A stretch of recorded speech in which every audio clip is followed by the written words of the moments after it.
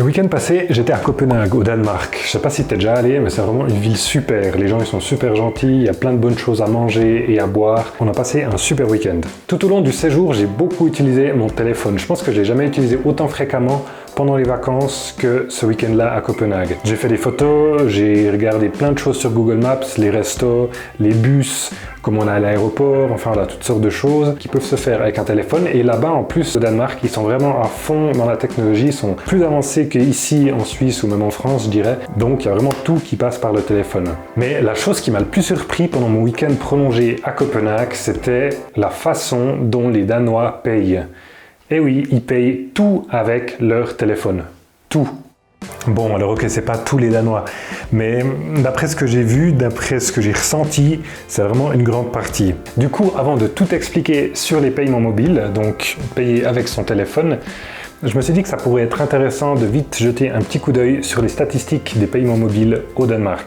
Je ferai pas long, promis. En 2019, un paiement sur 10 c'était un paiement mobile au Danemark. Et plus de 80% des paiements en présence physique, donc dans les restaurants, dans les magasins, dans les commerces, tout ça, étaient faits avec une carte de crédit. Seulement, depuis 2019, il s'est passé un petit truc là dans le monde, je sais pas si tu as suivi. Un des effets positifs de la pandémie, il n'y en a pas eu beaucoup, mais un des effets positifs, c'était de promouvoir les paiements mobiles. Du coup, j'ai un peu cherché si je trouvais des autres statistiques plus récentes pour le Danemark, et j'ai trouvé des statistiques qui sont sorties début 2022, donc il y a quelques mois, et elles disent qu'en 2021, 22% des paiements en présence physique étaient des paiements mobiles. 22%, t'imagines ça? C'est fou.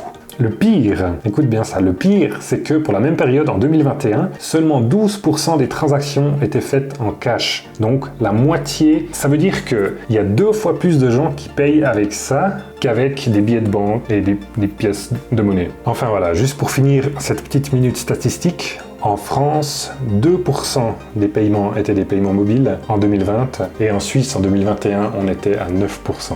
Ok, c'est bien beau tout ça, mais c'est quoi un paiement mobile? Les paiements mobiles, c'est toutes les transactions qui se font à partir d'un téléphone. Donc, on parle souvent des paiements mobiles en présence physique, c'est quand on est dans un commerce, dans un restaurant, et puis qu'au lieu d'utiliser du cash ou une carte de crédit, on utilise un téléphone. On peut ajouter encore 2 scénarios à cette définition. Premièrement, les paiements peer-to-peer, c'est quand je envoie directement de l'argent depuis mon téléphone à un autre téléphone. Et puis, le troisième scénario, c'est les paiements en ligne, donc quand on commande quelque chose sur Zalando ou bien sur Amazon. Tout ça, c'est des paiements mobiles. Généralement, on parle de 2 technologies différentes quand on parle de paiement mobile.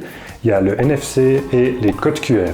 Les codes QR, tu les connais, c'est ces codes barres carrés avec des points blancs et des points noirs. Ils peuvent être d'autres couleurs aussi, mais souvent ils sont noirs et blancs. Et puis, ce qui se passe souvent, c'est que la personne aura une application qui peut lire ces codes QR. Les codes QR, ils sont affichés dans un commerce, à la caisse ou bien sur un terminal. Et puis, il scanne ce code QR avec son téléphone et ça fait une transaction. L'autre technologie, celle qui est beaucoup plus répandue, c'est le NFC, le Near Field Communication.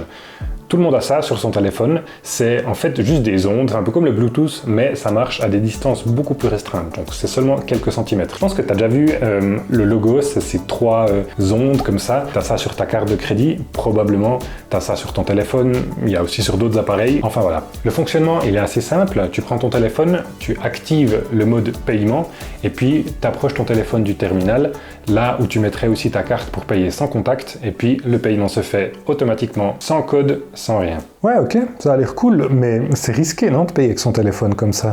D'un point de vue général, on peut dire que les paiements mobiles sont au moins autant sûrs que les paiements par carte, voire même plus sûrs. Laisse-moi t'expliquer. Commençons par le cash.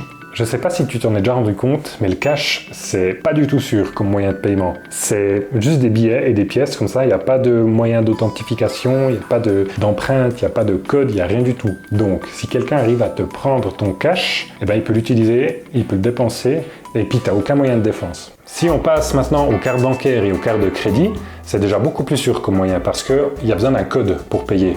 Alors évidemment, avec les nouvelles cartes, maintenant depuis quelques années, on peut payer sans contact, mais il y a toujours un montant maximum quand même.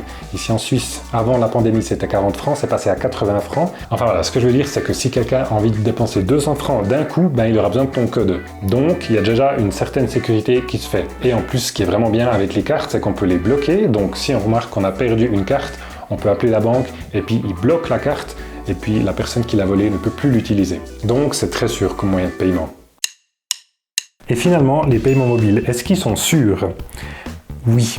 Ils sont sûrs pour deux raisons. Premièrement, l'authentification et deuxièmement, l'anonymisation. Pour utiliser une application de paiement mobile sur ton téléphone, tu dois déverrouiller ton téléphone. Donc, soit avec l'empreinte, soit avec un code, soit avec Face ID si tu as un iPhone. Enfin voilà, tu dois déverrouiller ton téléphone.